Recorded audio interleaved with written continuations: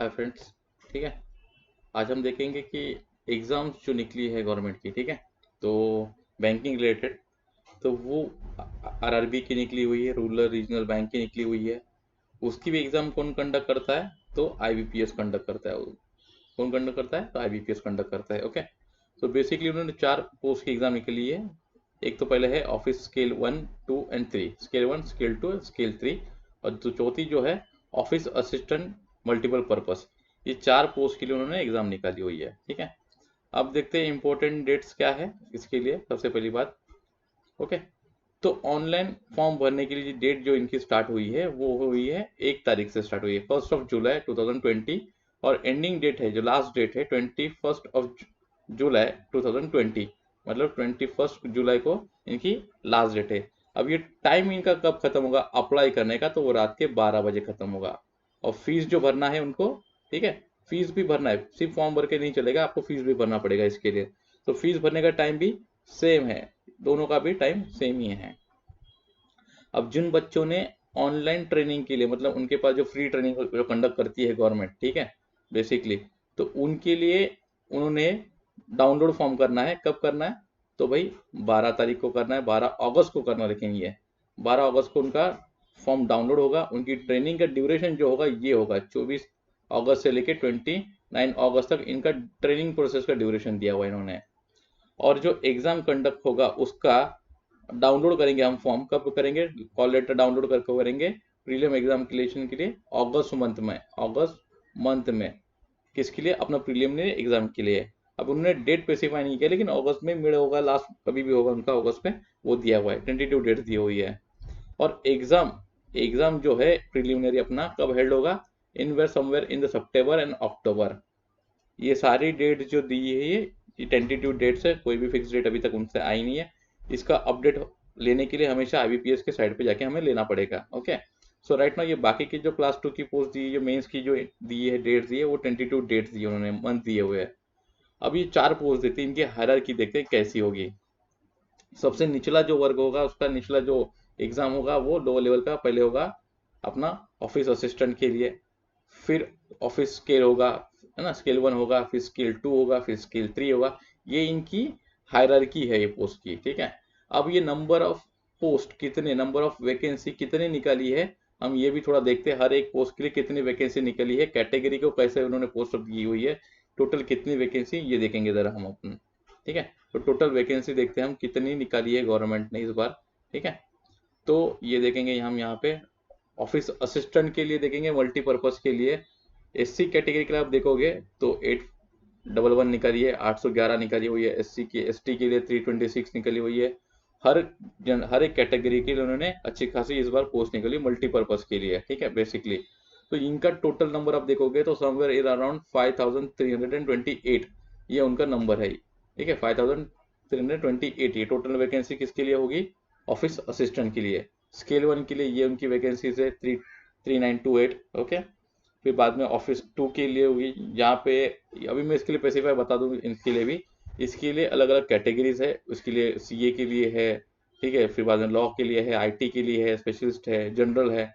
तो इसमें इनके लिए भी वैकेंसी, जो टोटल वैकेंसी जो इन्होंने यहाँ पे मेंशन की, उसका भी डिटेल में नीचे मेंशन कर रहा हूँ, सो डोंट वरी। तो पोस्ट कहाँ पे होगा। फिर स्केल 3 के लिए दी है, इतनी दी है। ठीक है, 1559 सबसे लो वैकेंसी जो दी है स्केल 3 के लिए दी है, क्योंकि ये सीनियर मैनेजर की पोस्ट है। ठीक है, और इसे यहाँ पे हम आगे भी देखेंगे इसमें और डिफरेंस क्या, क्यों पोस्ट कम है और क्या है इसके अंदर। इसमें एक्सपीरियंस की भी जरूरत है।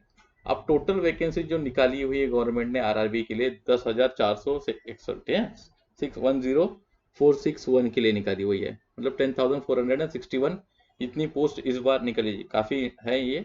ठीक है, किसी स्टूडेंट के लिए अप्लाई करने के लिए आप चाहिए तो इसका स्क्रीनशॉट भी ले सकते हो, पोस्ट नंबर ऑफ पोस्ट कितना है, क्यों है, इसके लिए। फिर क्लास 2 में हम देखेंगे, थोड़ा डिफरेंशिएट है उसके अंदर।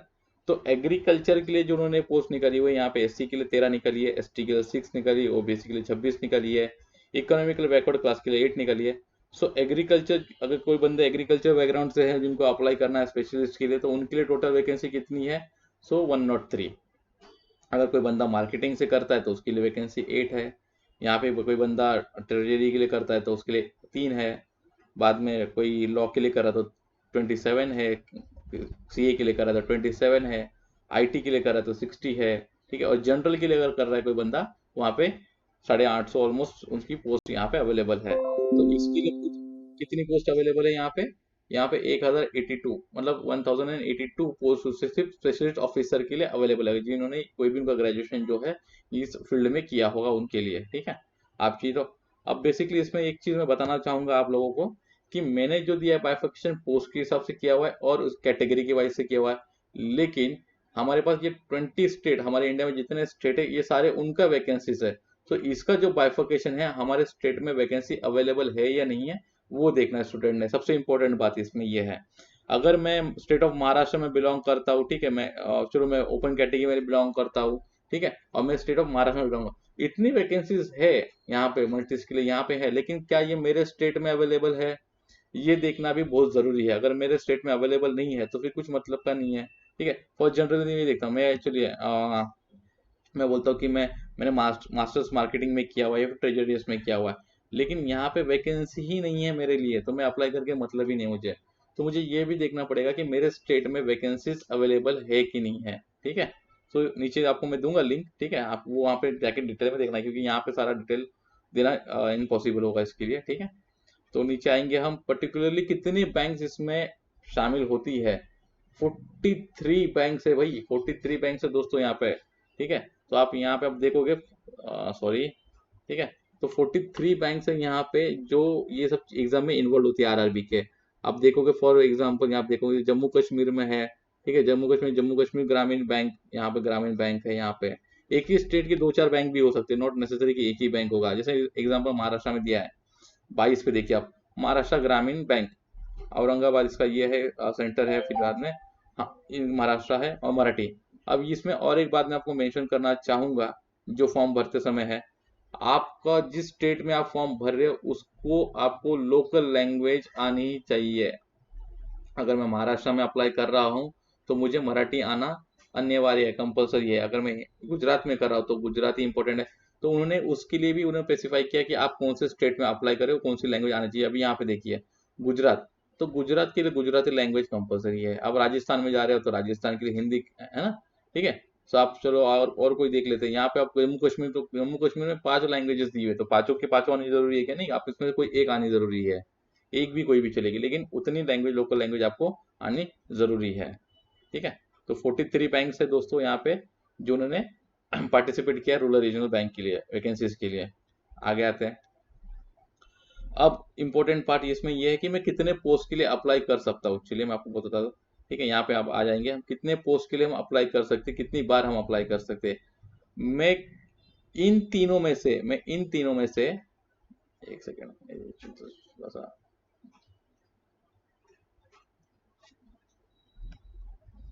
मैं इन तीनों में से मैं एक कोई तो कर सकता हूँ और इसमें से मैं एक कर सकता हूँ। मतलब इन 4 पोस्ट में से मैं केवल 2 जगह पे अप्लाई कर सकता हूँ, और दोनों का फीस जो है, इनका जो फीस जो है मुझे अलग अलग पे करना है। इनका जो फीस है मुझे अलग अलग पे करना है, एक ही साथ एक ही फीस नहीं होगा। अगर मैं इसके लिए अप्लाई कर रहा हूँ और इसके लिए इसका फीस अलग भरना पड़ेगा, अगर मैं इसके लिए अप्लाई कर रहा हूँ तो इसका फीस अलग भरना पड़ेगा। मुझे 2 फीस अलग भरनी पड़ेगी। अब इसकी फीस कितनी वो भी हम देखेंगे। मतलब क्या, 4 पोस्ट अवेलेबल, लेकिन मैं 2 जगह पे अप्लाई कर सकता हूँ वन एट अ टाइम। एक तो ये यहाँ पे मल्टीपर्पज के लिए, और ये तीनों में से मैं एक जगह पे अप्लाई करता हूँ, तो ये कंपल्सन है।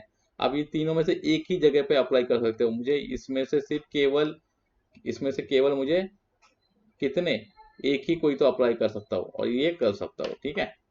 अब आएंगे हम जहाँ पे थे, ठीक है, नीचे आएंगे।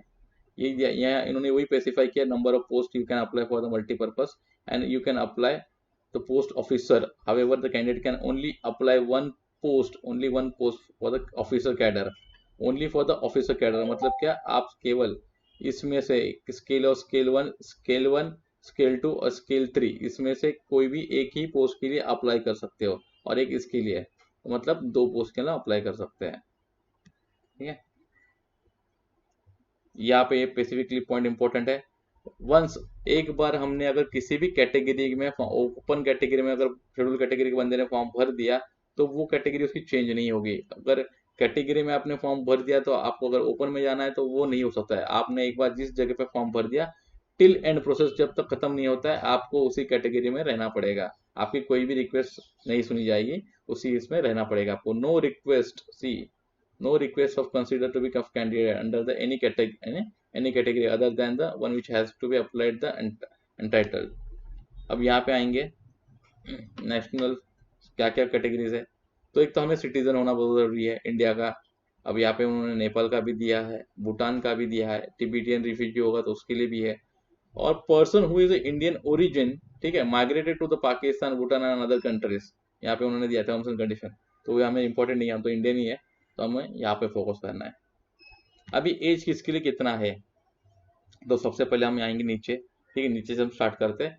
मल्टीपर्पज केस के लिए अब यहाँ पे 18 से लेके 28 तक होगा, और यहाँ पे 18 से लेके 30 तक होगा, 21 से लेके 32 तक होगा, 21 से लेके 40 तक होगा। अब ये 40 एज तक हम अप्लाई कर सकते हैं। अभी इसका यहाँ पे आप देखोगे तो यहाँ पे सीनियर मैनेजर की पोस्ट है, ये सीनियर, इसके लिए इसका एज बहुत ज़्यादा है, ठीक है, यहाँ पे 32, ठीक है, स्पेशलिस्ट ऑफिसर के लिए, और इसके लिए उनके नॉर्मल को एज दिया हुआ है, ठीक है, फ्रेश कैंडिडेट भी क्या अप्लाई कर सकते हैं। अब यहाँ पे आपको एक चीज दिखाई देगी, एज रिलैक्सेशन जो होता है, एज रिलैक्सेशन हम जैसे कहते हैं कि हम कब तक अप्लाई, तो नॉट नेसेसरी कि सिर्फ एससी और एसटी कैटेगरी को ही और ओबीसी कैटेगरी को ही उन्होंने अलाउ कर रहे हैं एज रिलैक्सेशन। यहाँ पे बहुत सी कैटेगरी को उन्होंने एज रिलैक्सेशन दिया हुआ है, हम पीछे देखेंगे जाके कौन कौन सी एज को दिया है उन्होंने, ठीक है। एससी कैटेगरी को दिया है 5 ईयर्स, अगर देखोगे यहाँ पे एससी कैटेगरी को इन्होंने दिया है 5 ईयर, ऊपर लेते थोड़ा सा, चलिए, इन्होंने एज रिलैक्सेशन जो दिया हुआ है, ठीक है, तो ये दिया हुआ है एससी कैटेगरी को 5 ईयर्स दिया हुआ है, ठीक है। अदर बैकवर्ड क्लास को दिया है उन्होंने 3 ईयर्स, मतलब अगर 30 एंड ईयर होगा तो +5 होगा, अगर 35 40 है तो 45 होगा +5। अगर यहाँ पे उन्होंने और एक दिया है बेंचमार्क ऑफ डिसेबिलिटी, मतलब जो हैंडीकैप स्टूडेंट जो होते हैं, डिसेबल स्टूडेंट जो होते हैं, उनके लिए 10 ईयर्स दिया हुआ है, मतलब अगर उनका एज 28 पे खत्म हो रहा तो उनको 10 साल और मिलेंगे, ठीक है। अब स्पेशली यहाँ पे एक्समैन सर्विस जो है, जो आर्मी से रिटायर हुआ है, बाकी की चीज़ है, उनके लिए भी उन्होंने रिलैक्सेशन दिया हुआ है, ठीक है। SC ST कैटेगरी से हो गया, डिसेबल अगर हो गया आप, तो आपको 50 एज लिमिट कितना है आपका, 50 ईयर्स आपका एज लिमिट है। अगर यहाँ पे ऑफिसर पोस्ट के लिए 5 ईयर्स रिलैक्सेशन है, ठीक है। अब यहाँ पे आएंगे, बहुत ही इंपॉर्टेंट पार्ट है इस बार गवर्नमेंट में जो दिया हुआ है, window, divorcee women and women illegally separated from this husband who had not be married, ठीक है, रीमैरिड। मतलब एक तो उनके जो उनके पति मर गए वो डिवोर्स है वो, ठीक है, एक विडो है वो, ठीक है, दूसरी जो डिवोर्सी वुमन है, और दूसरी जो डिवोर्सी हुई है, सेपरेटेड हुई है, लेकिन उन्होंने अभी फिर से मैरिज नहीं की हुई है। तो ऐसे वुमेन को भी कैटेगरी में हो या उनको कोई भी चीज में हो, उनको अगर वो एससी कैटेगरी में, चलो हम जो कंसिडर करते हैं, अगर वो एससी या ओपन कैटेगरी, एससी में पकड़ लेते हैं हम, अगर उसकी एज 20 उसकी खत्म होती है तो प्लस उसे 9 मिलते हैं। अगर हम देखेंगे नॉर्मली भी उसे कितने मिलेंगे, 5 मिलेंगे, लेकिन ये 28 +5 +9 नहीं होगा, ये नहीं होगा, ये कट होगा। आप कोई तो एक ही रिलैक्सेशन ले सकते हो, आप तो कैटेगरी का ले सकते हो, या फिर आप विडो हो तो आप इसका ये ले सकते हो, आप कोई तो एक ही कैटेगरी में फॉर्म हो जाओगे, ठीक है। तो वेरी इंपॉर्टेंट पॉइंट है ये, ठीक है। तो नॉर्मली हमने ये नीचे पढ़ा, इनकी फीस कितनी है, चलिए हम ये भी देखते हैं इनकी फीस कितना भरना है हमें, ओके। अभी ऑनलाइन हम अप्लाई करेंगे तब हर एक एग्जाम के लिए फीस कितना भरना है। अगर स्केल 1 स्केल 2 स्केल 3 के लिए अगर हमको फॉर्म भरना है तो एससी कैटेगरी को कितना भरना है, तो 175 भरना है। Other than all the categories दिए तो उनको ओपन कैटेगरी कितना भरना है, 850 भरना है, ठीक है, उनको कितना भरना है, 850 भरना है। अब मैं रिक्वेस्ट करूंगा बच्चों से जिन्होंने एग्जाम की प्रिपरेशन नहीं की है, ठीक है, उन्होंने ऐसे ही फॉर्म भरना है तो प्लीज मत भरना फॉर्म, क्योंकि अगर आप 2 फॉर्म भरते हो 850 आपका हो जाता है 900 रुपया, मतलब करीबन आपका 2000 रुपया हो जाता है। रिजल्ट तो नहीं निकलेगा लेकिन आपके 2000 वेस्ट हो जाएंगे। पीपल, ठीक है, स्टूडेंट जो उन्होंने थॉरली पढ़ाई की है, 6 महीने से पढ़ रहे हैं, देर प्रैक्टिस कर रहे हैं, उन्हीं बच्चों ने ये चीज़ का फॉर्म भरना चाहिए और अप्लाई करना चाहिए। Do not waste your money, ठीक है, ट्राई करने के लिए फॉर्म नहीं भरना है, क्योंकि ये अमाउंट छोटी नहीं है, ठीक है, you need to understand this, ठीक है। ऑफिस असिस्टेंट के लिए भी वही है, 175 कैटेगरी के लिए है, ठीक है, और other backward class, economic backward class के लिए, ओपन कैटेगरी के लिए कितना है, 850 फीस है, ठीक है, ये सारी इतनी फीस है। अब आएंगे आगे, क्वालिफिकेशन, क्वालिफिकेशन रिक्वायरमेंट क्या है भाई, ये फॉर्म भरते समय, पोस्ट ऑफ असिस्टेंट, सब, अब सब जगह हम देखेंगे बैचलर डिग्री जो है, आप ग्रेजुएट तो एक होना चाहिए, वो यूनिवर्सिटी से होना चाहिए। साथ में आपको मैंने जैसे कहा लोकल लैंग्वेज आपको आना चाहिए और कंप्यूटर नॉलेज होना चाहिए, ये 3 चीज़ है। अभी यहाँ पे एक्सपीरियंस नहीं है, कोई ज़रूरत नहीं एक्सपीरियंस की यहाँ पे, ठीक है। स्केल 1 असिस्टेंट मैनेजर के लिए हम जाते हैं, सेम यहाँ पे है इनका, ठीक है। बैचलर डिग्री है, फिर बाद में आप यहाँ पे देखोगे, यहाँ पे इनका कोई भी इनमें से कोई भी अगर हो आपके पास होगा, क्वालिफिकेशन होगा, तो आप अप्लाई कर सकते हो। अभी कॉमर्स बच्चों के लिए बहुत सारा उनको डाउट आता है कि हम नहीं कर सकते इकोनॉमिक्स और अकाउंटिंग, जिन्होंने बैफ किया है या फिर बाकी के बीकॉम किया, वो भी ये बच्चों ये पोस्ट के लिए अप्लाई कर सकते हैं। उनका एक मुझे फोन आया उनका कि वही हम भर नहीं सकते क्या इसमें, आप भर सकते हो, कोई भी कैटेगरी का बंदा इसमें फॉर्म भर सकता है, ठीक है। और साथ में यहाँ पर भी एक कंडीशन उन्होंने यहाँ पे ये दी है कि आपको 2 साल का एक्सपीरियंस होना चाहिए एज एन ऑफिसर बैंक में या फिर किसी फाइनेंशियल इंस्टीट्यूट में, ठीक है। अगर आप कहीं भी बैंक में मैनेजर हो, 2 साल के आपको वहाँ पे मैनेजर होना चाहिए बैंक में या फिर किसी फाइनेंशियल इंस्टीट्यूट में आपको मैनेजर, तो आप ये फॉर्म फिल कर सकते हो। क्लियर। सेम डिग्री यहाँ पे भी बैचलर डिग्री है, वही क्वालिफिकेशन यहाँ पर भी दिया हुआ है, ठीक है। अब आगे आएंगे हम क्लास 2 के लिए, जिसकी मैंने बात कही थी, ठीक है। तो क्लास 2 में आप अब देखोगे तो यहाँ पे नंबर ऑफ कैटेगरीज ज़्यादा है। एक है भाई इंफॉर्मेशन टेक्नोलॉजी का, उनकी भी जब कंप्यूटर की बात करें, हम टेक्नोलॉजी की बात करें, तो बेसिकली उनका नॉलेज वहीं पे होना चाहिए, इलेक्ट्रॉनिक में होगा, कम्युनिकेशन में होगा, कंप्यूटर साइंस में होगा, इंफॉर्मेशन टेक्नोलॉजी में, ये उनके पास डिग्री होनी चाहिए, ठीक है। और इनको डिजरेबल, ठीक है, ये लैंग्वेज आना चाहिए, मतलब सर्टिफिकेट होना चाहिए ये सब चीज़ों का, CC+ का होना चाहिए, जावा का होना चाहिए, VB का होना चाहिए, VC का होना चाहिए, फिर बाद में OCP का होना चाहिए, इसमें से किसी भी इसका उनके पास नॉलेज का सर्टिफिकेट होना चाहिए। सिर्फ नॉलेज जरूरत नहीं है, गवर्नमेंट के लिए फॉर्म भरते समय उनके पास सर्टिफिकेट भी होना चाहिए। उनको कितने साल का एक्सपीरियंस चाहिए, उनको 1 साल का एक्सपीरियंस चाहिए ये फील्ड में, ठीक है। तो बाद में आएंगे हम चार्टर्ड अकाउंटेंट के पास आएंगे, CA, अगर बच्चा CA है या फिर CA उन्होंने किया हुआ है, तो उनको भी 1 साल का ही एक्सपीरियंस चाहिए उसी उनके फील्ड के अंदर, ठीक है। अब उनके अंदर उनको इसी फील्ड का एक्सपीरियंस चाहिए, ये बहुत ज़रूरी है, ठीक है। अब यहाँ पे उन्होंने ये स्पेसिफाई नहीं किया है कि वो प्रैक्टिस करने वाला चाहिए या जॉब करने वाला चाहिए, चार्टर्ड अकाउंटेंट चाहिए, उन्होंने इतना ही कहा है, ठीक है। अब यहाँ पे आएंगे लॉ ऑफिसर्स के लिए, ठीक है। अब लॉ मतलब क्या होगा, उन्होंने ग्रेजुएशन चाहिए उनको भाई, डिग्री चाहिए उनको लॉ की, 50% मिनिमम उनको मार्क्स चाहिए और 2 साल का एक्सपीरियंस चाहिए उनको। कितने साल का चाहिए, 2 साल का उनको एक्सपीरियंस चाहिए, 2 साल से उनको कम एक्सपीरियंस नहीं चलेगा, ओके। जिन बंदों ने भी किया हुआ है, लॉ किया हुआ है, वो इस चीज़ के लिए अप्लाई कर सकते हैं फॉर्म के लिए, ठीक है। लॉ के लिए लॉ उनका पास डिग्री होगा, अब दो चीज़ में डिग्री होगा उनका, आफ्टर 12th होगा, एक तो 5 years 2+5, ठीक है। एक 2+ जो डिग्री होगा उनका लॉ का, ये 2+3 होगा, मतलब 5 होगा, और एक होता है 3+, ठीक है, अपना ग्रेजुएशन के बाद 3, ये उसका लॉ का डिग्री मिलेगा। अब इम्पोर्टेंट है कि उन्होंने क्या करना है, उनको 2 years का एक्सपीरियंस है as a office in bank और फाइनेंशियल इंस्टीट्यूट। अगर आपने लॉ भी किया हुआ है, फिर भी आपको किसी भी बैंक में या फिर फाइनेंशियल इंस्टीट्यूट में ही जॉब किया होगा, एक्सपीरियंस है, तो ही आप ये फॉर्म फिल कर सकते हो। प्रैक्टिस नहीं चलेगा यहाँ पे, प्रैक्टिस नहीं चाहिए यहाँ पे, उन्होंने स्पेसिफिकली मेंशन किया हुआ है, आपने बैंक में या किसी फाइनेंशियल इंस्टीट्यूट में काम किया है 2 साल के लिए, तो ही आप ये फॉर्म फिल कर सकते हो। अब आएंगे यहाँ पे ट्रेजरी मैनेजर के लिए, ठीक है। उनका भी 1 साल का ही एक्सपीरियंस चाहिए, वो भी कौन अप्लाई कर सकते हैं, यहाँ पे सिर्फ CA कर सकते हैं, यहाँ पे CA कर सकते हैं और MBA फाइनेंस वाले कर सकते हैं, मार्केटिंग वाले कर सकते हैं क्या, नहीं, मार्केटिंग जिन्होंने मार्केटिंग MBA मार्केटिंग किया वो नहीं कर सकते, यहाँ पे जिन्होंने MBA इन फाइनेंस किया है वही बंदे यहाँ पे अप्लाई कर सकते हैं, ठीक है। क्लियर, मेरे ख्याल से मैंने क्लियर किया मेरे सारे पॉइंट, ठीक है, यहाँ पे आगे क्लियर किए हुए हैं। अब आगे देखेंगे हम यहाँ पे मार्केटिंग ऑफिसर के लिए, जो मार्केटिंग ऑफिसर जो है, ठीक है, वो उन्होंने क्या किया हुआ है, मार्केटिंग ऑफिसर ने, अगर उन्हें जिन्होंने MBA किया हुआ है, ठीक है, MBA इन फाइनेंस मार्केटिंग किया हुआ है, MBA इन मार्केटिंग, वो बंदे ये चीज को कर सकते हैं, अप्लाई कर सकते हैं, MBA इन मार्केटिंग, ठीक है। तो लेकिन उनका भी एक्सपीरियंस कितना है, उनका एक्सपीरियंस है 1 साल का, मार्केटिंग का उनका एक्सपीरियंस कितने साल का चाहिए, 1 साल, उनका एक्सपीरियंस 1 साल का चाहिए, लेकिन कहीं पर भी उन्होंने ये मेंशन नहीं किया हुआ है 1 साल के एक्सपीरियंस के अंदर कि उनको बैंक में या किसी फाइनेंशियल इंस्टीट्यूट में काम करना है। उन्होंने सिर्फ कहा है कि मार्केटिंग में 1 साल का एक्सपीरियंस होना चाहिए। कहीं पर भी बैंक या यहाँ पे उन्होंने देखिए, यहाँ पे उन्होंने लॉ के फिर स्पेसिफाई किया है, उन्होंने इधर ट्रेजरी मैनेजर के लिए भी उन्होंने स्पेसिफाई नहीं किया हुआ है, ठीक है।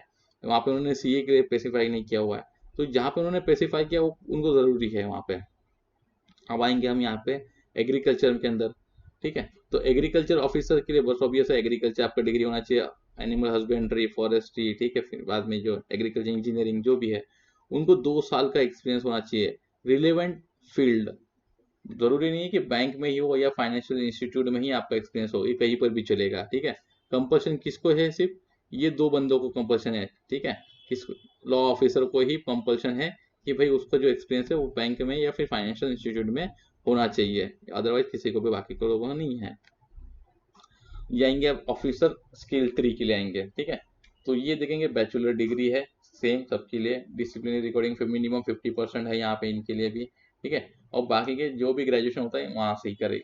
अब यहाँ पे इंपॉर्टेंट पार्ट क्या है, इनका 5 ईयर का एक्सपीरियंस मैटर करता है, कितने साल का, 5 ईयर का एक्सपीरियंस मैटर करता है। और प्लस बैंक में या फिर फाइनेंशियल इंस्टीट्यूट में, यहाँ पे अगर आपने काम किया तो ही अप्लाई कर सकते हो। अगर मैं लॉयर भी हूँ और मैं 5 साल प्रैक्टिस कर रहा हूँ तो नहीं चलेगा। आप बैंक में या फाइनेंशियल इंस्टीट्यूट में अगर प्रैक्टिस कर रहे हो, आपने किया है, जॉब किया है, तो ही आप यहाँ पे अप्लाई कर सकते हो, ठीक है। नीचे आएंगे, फीस तो हमने भी उनका भी देख लिया, फीस ऑलरेडी देखा है अपने यहाँ पे, ठीक है। यहाँ पे आएंगे, अब एग्जाम कैसे कंडक्ट होगा, एग्जाम कैसे किसकी ली जाएगी, ये हम देखेंगे। इंपॉर्टेंट पार्ट है कि बच्चों को पता नहीं होता कि भाई हम फॉर्म तो भर लिया कि एग्जाम पढ़ना क्या है। अब जिन बंदों ने प्रीलियम का देखिए, यहाँ पे हम देखेंगे किसके लिए, ये मल्टीपर्पज के लिए है। तो यहाँ पे सिर्फ केवल 2 पेपर है, रीजनिंग एंड न्यूमेरिकल एबिलिटी, ठीक है। एग्जाम मीडियम उन्होंने स्पेसिफाई नहीं किया हुआ है। Number of questions 40 and 40, 40 total number कितने होंगे, 80। मार्क्स भी उतने ही है, सेम है। टाइमिंग जो ड्यूरेशन दिया हुआ है उन्होंने 45 मिनट्स का दिया हुआ है। 45 मिनट्स में हमको कितने क्वेश्चन अटेम्प्ट करने हैं, 80 क्वेश्चन हमको अटेम्प्ट करने हैं। कितने क्वेश्चन करने हैं, 80 क्वेश्चन अटेम्प्ट करने हैं। अब दूसरा दिया हुआ उन्होंने स्केल 1 के लिए दिया हुआ है, ठीक है। स्केल 1 के लिए उन्होंने क्या दिया, सेम रीजनिंग है और क्वांट है, 8 40 40, बाद में इनको मार्क्स भी सेम है, टाइमिंग भी ड्यूरेशन सेम है। मतलब यहाँ पे उनको ये चीज पता चल गई हमें कि भाई मल्टीपर्पज के लिए और क्लास 1 के लिए एग्जाम सेम ही है। उनका उनका ये भी सेम है, उनका मार्क्स भी सेम है, ठीक है, उनका ड्यूरेशन भी सेम है। तो ये चीजें उनको सेम है दोनों एग्जाम के लिए। अब यहाँ पे एक स्पेसिफिक हमको करने की जरूरत है, ठीक है, क्योंकि ये 2 पोस्ट के लिए क्या है, इनके मेंस भी एग्जाम होंगे, इनकी प्रीलिम एग्जाम हो गई, ठीक है। मतलब ये 4 जो पोस्ट हमारे पास दी हुई थी, स्केल 1, स्केल 2 और स्केल 3, ठीक है, और मल्टीपर्पज के लिए जो दी असिस्टेंट के लिए दी है, मतलब ये एग्जाम का मेंस होगा। और ये कौन सा एग्जाम होगा, इसका एग्जाम होगा, प्री और मेंस का। प्री एंड मेंस का एग्जाम सिर्फ ये दोनों का ही होगा, इन दोनों का सिर्फ केवल सिंगल एग्जाम है, सिंगल एग्जाम है इनका, ठीक है। आगे आएंगे,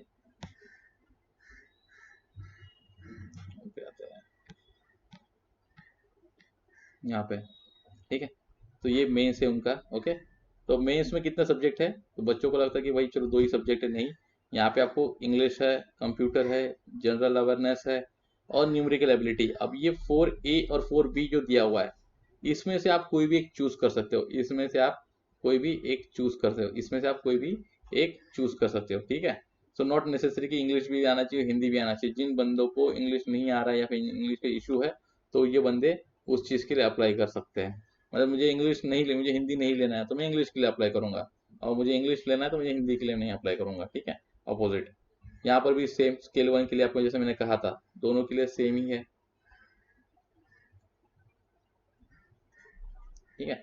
तो यहाँ पे हम देखेंगे रीजनिंग, कंप्यूटर, जीके, ठीक है, जनरल अवेयरनेस, दोनों भी सेम। इसमें से आपको कोई तो एक चूज करना है, अगर ये चूज किया तो इसका नहीं देना, और ये चूज किया तो इसका नहीं देना एग्जाम।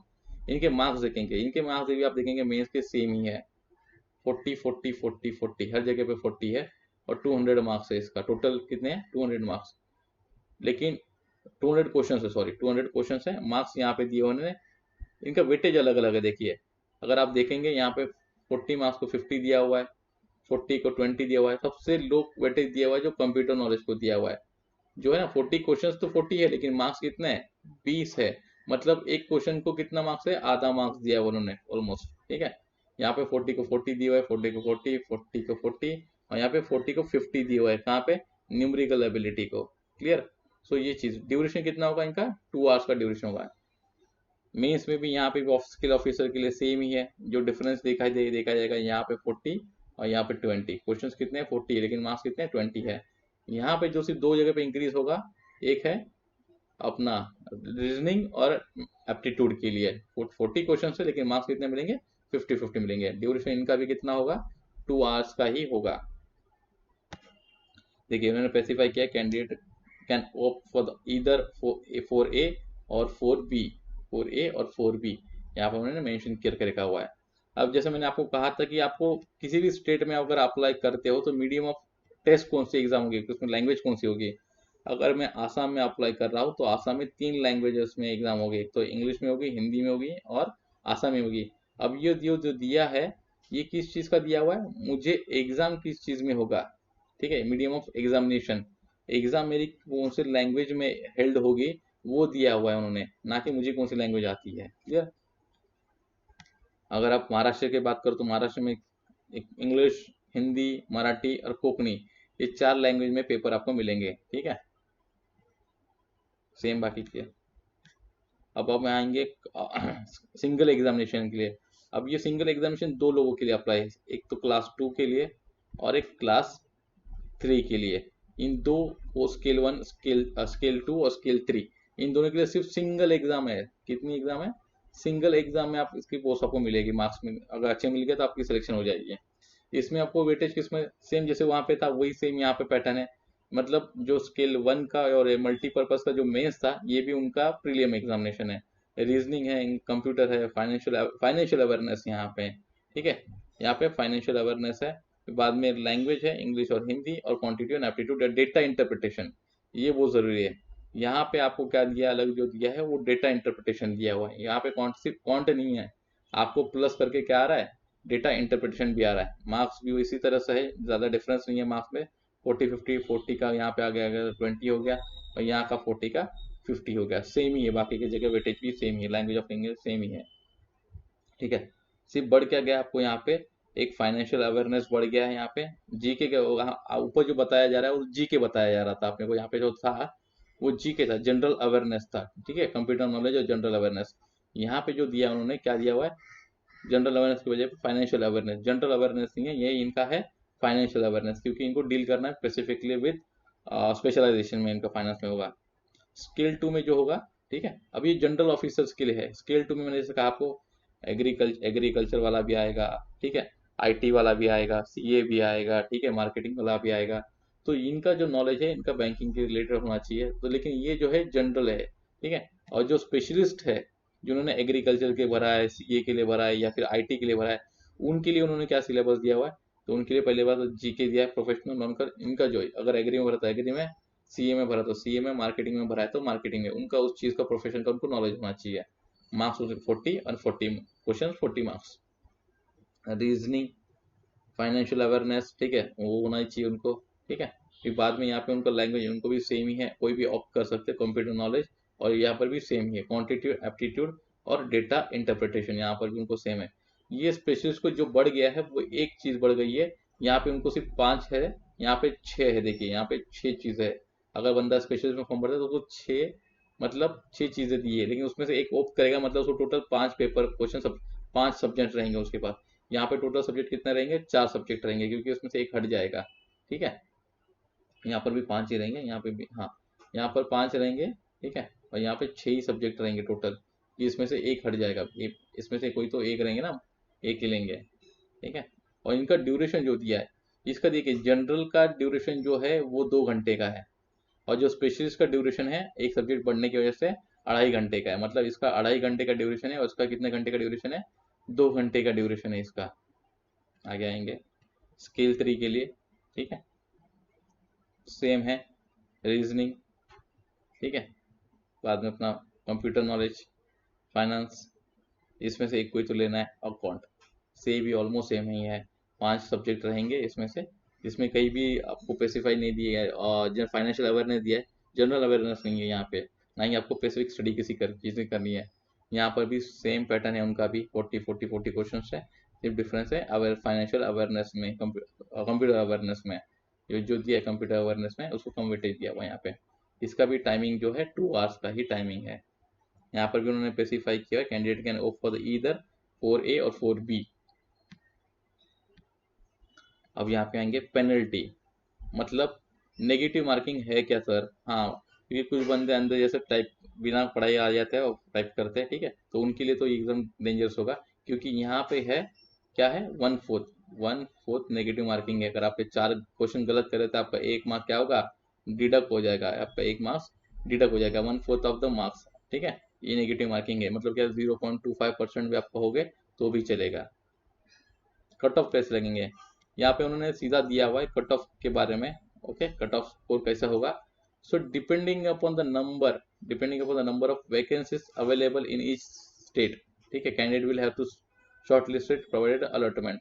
जैसे भी जो भी स्टूडेंट है जिन्होंने अप्लाई किया जिस स्टेट में वैकेंसी जैसे होगी और किन बच्चों का कितना स्कोर आ रहा है उसके डिपेंडेंट, उसके ऊपर डिपेंड किया जाएगा। ये स्पेसिफाई नहीं होता है कहीं पर भी। ठीक है, दोनों पोस्ट के लिए यहाँ पर भी उन्होंने सेम, यहाँ पर भी सेम मेंशन किया हुआ है। ठीक है, अब इम्पोर्टेंट पार्ट आता है जो मैंने आपको कहा था। ठीक है, पोस्टर अपना ये ऑफिस असिस्टेंट के लिए। ठीक है, marks obtained only the mains examination will be considered as a final mark list। मतलब इसकी जो 2 एग्जाम होती है, प्रीलियम और प्लस मेंस जो होती है, इसकी दोनों का प्लस करके नहीं, तो केवल केवल मेंस में जिन बच्चों ने मार्क्स स्कोर किए उसी मार्क्स के बिहाफ पे आपका मेरिट लिस्ट लगेगा, ना कि दोनों को प्लस करके लगेगा। गलत, इसके मार्क्स कहीं पर भी काउंट नहीं किएंगे, प्रीलियम के मार्क्स कहीं पर भी काउंट नहीं करे जाएंगे। ठीक है, सिर्फ मेंस के मार्क्स रहेंगे, केवल मेंस मार्क्स रहेंगे इनके। अब आएंगे स्केल 1 के लिए। ठीक है, तो यहाँ पे उन्होंने दिया marks obtain only in the mains examination. ठीक है, will be consider as a shortlisted candidate for interview and the final merit list. अब यहाँ पे इन्होंने अलग क्यों दिया है, क्योंकि स्केल 1 के लिए जो है इंटरव्यू है, हमने जो देखा था दो दो एग्जाम्स के लिए, मतलब एक जो होता है पोस्टल, ठीक है, असिस्टेंट के लिए पोस्ट, जो असिस्टेंट ऑफिस असिस्टेंट के लिए जो पोस्ट थी, ठीक है, मल्टीपल के इसके लिए, तो उसके लिए उन दोनों एग्जाम कौन सी थी, तो एक तो प्रीलिम्स थी और प्लस मेंस थी। और ये क्लास 1 के लिए जो थी, स्केल 1 के लिए, उसके लिए भी प्रीलियम थी और मेंस थी, प्लस उसके लिए इंटरव्यू है। यहाँ पे सिर्फ केवल इसी एग्जाम का आपके मार्क्स काउंट किए जाएंगे, और यहाँ पे आपकी ये 2 चीज होगी कि मार्क्स काउंट करके आपकी मेरिट लिस्ट लगाई जाएगी। ये थोड़ा सा क्लियर कर लीजिए। ठीक है, और यहाँ पे जो क्लास 2 और क्लास 3 की जो एग्जाम है, ओके, इसका सिंगल एग्जाम, मतलब आपको का इंटरव्यू जो है किस पे डिपेंड होगा, जो शॉर्ट लिस्टेड होंगे, जो सिंगल एग्जाम पे शॉर्ट लिस्टेड होंगे उसका इंटरव्यू उनका भी किया जाएगा। ठीक है, और तो उनका फाइनल लिस्ट दिया जाएगा। तो मतलब सिर्फ इंटरव्यू किसको नहीं है, तो भाई केवल मल्टी पर्पस के लिए इंटरव्यू नहीं है, लेकिन उनको प्री प्लस मेंस है। ये डिफरेंस थोड़ा सा समझ लेते हैं अपन। ठीक है, डन।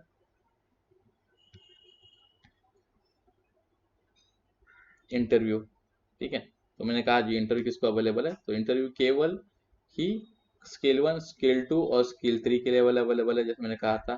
ठीक है, पोस्ट असिस्टेंट, ऑफिस असिस्टेंट के लिए इंटरव्यू नहीं है। ठीक है, ऑफिस असिस्टेंट के लिए इंटरव्यू नहीं है।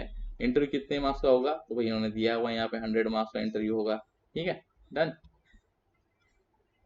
लिस्ट ऑफ डॉक्यूमेंट्स, अब कौन इंटरव्यू के समय पे क्या क्या डॉक्यूमेंट लेके जाने हैं, बच्चे पढ़ते नहीं है। ठीक है, तो ये आपको आप रख लीजिए, ये जरूरी है। ठीक है, सबसे इंपॉर्टेंट पॉइंट मेरे हिसाब से, बच्चे क्या करते हैं, कॉल लेटर जो है फेंक देते हैं। आपको आपका कॉल लेटर संभाल के रखना हुआ है। ठीक है, आपको आपका रजिस्ट्रेशन जो अप्लाई करेंगे फॉर्म, ये संभाल कर, ये 2 चीजें बहुत इंपॉर्टेंट है, क्योंकि बाकी की चीज तो हमारे पास ये होती ही है, घर पे हम सेव करते रखते हैं। ये जो है एक तो कॉल लेटर और दूसरा होता है रजिस्ट्रेशन फॉर्म जो होता है, ये है 2 चीजें हम हमेशा नहीं सेव करते हैं बच्चे, इसे बहुत सेव करना है। यहाँ पे दिया उन्होंने कॉल लेटर दिया हुआ है, और ऑनलाइन एप्लीकेशन रजिस्ट्रेशन फॉर्म, ये भी हमको सेव करके रखना है। ठीक है, प्रिंट आउट उसकी चाहिए हमें। तो बाद में कौन दिया उन्होंने, यहाँ पे बर्थ सर्टिफिकेट चाहिए, डेट ऑफ बर्थ के लिए यहाँ पे दिया है, एक सेकेंड, हाँ, तो यहाँ पे दिया उन्होंने एसएससी का कोई सर्टिफिकेट होगा तो, फोटो आईडी प्रूफ होगा, यहाँ पे आइडेंटिटी कार्ड फोटो प्रूफ होगा, जो भी है। ठीक है, फिर बाद में मार्कशीट दी हुई है, कास्ट सर्टिफिकेट दिया हुआ है, जो जनरली सब जन मांगते हैं, इनकम सर्टिफिकेट, इकोनॉमिकल बैकवर्ड अगर है तो उसको, ठीक है, यहाँ पे जो दिया इकोनॉमिकल बैकवर्ड है तो उसको सर्टिफिकेट चाहिए, वो भी 2 साल पहले नहीं, जो पिछला साल का होगा वही उनको चाहिए। अगर डिसेबिलिटी कोई बच्चों को है तो वो उसका सर्टिफिकेट चाहिए। तो ये सारी चीज़ें नॉर्मल है। ठीक है, बेसिकली ये सारी चीज़ें बच्चों के पास होती है, तो ये 2 चीज़ें नहीं होती है जो हमें संभाल के रखनी है। अब आएंगे आगे, एक्सपेंस सर्विस के लिए भी फॉर्म अप्लाई कर सकते हैं। ठीक है, जो बंदे हैं, आइडेंटिटी कार्ड वेरिफिकेशन। ठीक है, अब ये इंपॉर्टेंट पॉइंट बताना चाहूंगा मैं आपको, जो भी एग्जाम के लिए जा रहे हैं उनको अपना पैन कार्ड, ठीक है, कौन कौन से डॉक्यूमेंट उनको वेरीफाई करेंगे उनको, एक तो वो कौन से, ठीक है, यहाँ पे दिया है in the examination well time interview, ठीक है, call letter along with the photograph copy, candidate photo ID proof, कौन कौन सा होगा चाहिए, पैन कार्ड चाहिए, पासपोर्ट चाहिए, परमानेंट ड्राइविंग लाइसेंस चाहिए, ठीक है, वोटर कार्ड चाहिए या फिर बैंक पासबुक चाहिए, ये सब चीज़ें आइडेंटिफाई करके उन लोग कंसिडर करेंगे। लेकिन राशन कार्ड और learning driving licence will not be acceptable as the valid proof for the project, ठीक है। ये दो चीज़ें वेरी इंपॉर्टेंट पॉइंट है, ये आप नोट कर लो, ठीक है। राशन कार्ड, बंदे राशन कार्ड नहीं लेके जाना है, ठीक है, और लर्निंग ड्राइविंग लाइसेंस भी नहीं लेके जाना है, ठीक है। अगर किसी ने शादी हुई है, किसी का कुछ नाम चेंज हुआ है, तो उन्होंने जो है नाम गैजेट सर्टिफिकेट जो मिलता है अप्लाई करके, वो उनके पास होना चाहिए। अगर मैरिज सर्टिफिकेट है तो मैरिज होना चाहिए, अगर मैंने मैरिज किया हुआ है तो उनका मैरिज सर्टिफिकेट होना चाहिए, ठीक है। एफिडेविट का ओरिजिनल होना चाहिए। ये चीज़ें बहुत मैटर करती है स्टूडेंट को, ये चीज़ भी याद रखिएगा। फीमेल अगर होगी तो मैरिज किया है तो उनका सर्टिफिकेट होना जरूरी है, ठीक है।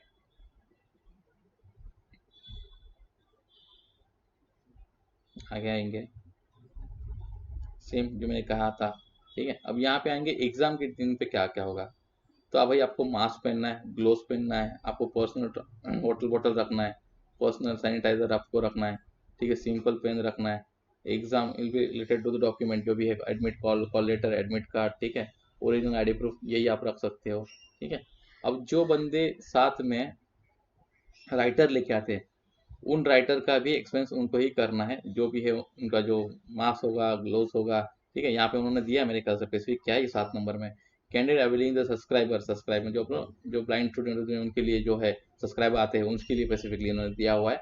उन्होंने खुद के ग्लोव्स पहनने हैं, N95 का मास्क पहना है, उन्होंने स्पेसिफाई किया। प्लीज आप देख लीजिए, आप कोई भी 20 रुपए का मास्क लगा के जाएंगे तो नहीं चलेगा। N95 का मास्क उन्होंने स्पेसिफाई किया हुआ है, वो चाहिए, ठीक है। सैनिटाइजर चाहिए, ठीक है, बॉटल चाहिए। Wearing the mask in compulsory है, ठीक है, bottle subscribe required wearing 995 mask both, ठीक है, बोथ कैंडिडेट एंड सब्सक्राइब, क्योंकि बाजू बाजू में दोनों भी बैठने वाले, अगर ब्रांड स्टूडेंट के बाजू में बंदा बैठेगा जो लिखने वाला है, जो उनका एग्जाम देने वाला है, उन्होंने बोथ, उन्होंने दोनों ने भी N95 मार्क्स पहनना बहुत ज़रूरी है। और सबसे इम्पोर्टेंट पॉइंट यहाँ पे जो आता है 8 पॉइंट में, कैंडिडेट मस्ट हैव आरोग्य, कैंडिडेट मस्ट हैव, मैं इसको थोड़ा जूम कर लेता हूँ, कैंडिडेट मस्ट हैव आरोग्य, ये जो है ना आरोग्य सेतु ऐप, ये बहुत ज़रूरी है, आपके पास ये होना चाहिए install in your mobile phone, ठीक है। आपको मोबाइल फ़ोन लेके जाना है और ये होना चाहिए। अगर यहाँ पे आपका कुछ दिखा रहा है, कोई रिस्क फैक्टर दिखा रहा है, तो आपको एग्जाम में अलॉट नहीं करेंगे। और जिन बंदों के पास, कैंडिडेट के पास स्मार्टफोन नहीं है, डू नॉट हैव स्मार्टफोन, उनके लिए क्या होगा भाई ऑप्शन, तो उनके लिए है sign declaration to the effected declaration from the provided annexure 4। यहाँ पे डॉक्टर का जो सर्टिफिकेट होगा, ठीक है, नीचे एनेक्चर 4 में जो दिया है उन्होंने, वो दिया, वो सिग्नेचर करके लेके आना है। आप कहीं पर भी एग्जाम में Aarogya Setu candidate moderate high risk, ठीक है, अगर मॉडरेट है, हाई रिस्क पे आरोग्य इसमें दिखाई दे रहा है तो आपको एग्जाम में अलाउड नहीं किया जाएगा, ठीक है। Forget about the Aarogya Setu app, ये भी छोड़ ही दो। अगर आपको वहाँ पे थर्मोगम से आपको यहाँ पे चेक किया जाएगा, और आपका अगर टेम्परेचर इससे ज़्यादा निकला 99.14, ठीक है, इससे ज़्यादा निकला, तो आपको एग्ज़ाम के लिए अलाउ नहीं करेंगे, आपको एग्ज़ाम के लिए अलाउ नहीं करेंगे, ये याद रखिए। तो अपने सेहत की, ठीक है, हेल्थ की थोड़ा सा केयर कर लीजिए, टाइम थोड़ा ख़राब चल रहा है। हाउ टू अप्लाई, अभी हाउ टू अप्लाई पे आप आएंगे तो ये सारी पोस्ट के लिए एक ही उनकी वेबसाइट दी हुई है, ठीक है, IBPS की। मैं भी उनकी लिंक नीचे दे रहा हूँ, ठीक है, तो डोंट वरी, IBPS पे ही है, मैं भी उसकी लिंक आपको शेयर करूंगा, ओके। और पहले भी उन्होंने स्टार्टिंग में दी हुई है IBPS, आप डालोगे रिक्रूटमेंट अरबी IBPS तो आपको गोल में पहले ही मिल जाएगी, ठीक है। अभी एग्जाम कब निकली है उन्होंने डेट कब स्पेसिफाई किया, डिक्लेरेशन दिया उन्होंने, और किसने निकाला, डायरेक्टर ऑफ IBPS, ये उन्होंने निकाला हुआ है, ठीक है। सो ये टोटल इनकी हो चुकी है। Thank you from guidance group team, ठीक है। आई होप आपको चीज़ों समझ में आई होगी सारी चीज़ें, ठीक है। वेबसाइट में आपको फिर से एक बार दिखा देता हूँ, ठीक है, यहाँ पे डॉक्यूमेंट भी आपको मैं शेयर कर दूंगा, डोंट वरी, ठीक है। तो इनकी जो वेबसाइट जो है, यहाँ पे उन्होंने स्पेसिफाई किया हुआ है IBPS, ठीक है, IBPS.in, यहाँ पे आप जाके अप्लाई कर सकते हो। देखिए यहाँ पर भी उन्होंने दिया हुआ है, आप यहाँ पर भी जाके अप्लाई कर सकते हो। ठीक है, मैं आपको लिंक चाहिए तो शेयर करूंगा, और कोई भी अगर आपको इसमें कोई भी क्वेरी होगा, कोई भी डाउट होगा आपको इसके अंदर, तो आप प्लीज़ मुझे कांटेक्ट कर सकते हो। मैं आपको नंबर दे दूंगा 9619134210। ठीक है, या आप इस फ़ोन पे मुझे कांटेक्ट कर सकते हो, आपको ऑल आपकी जो भी क्वेरी होगी आपकी सॉल्व की जाएगी, रिजॉल्व की जाएगी। शुक्रिया, थैंक यू।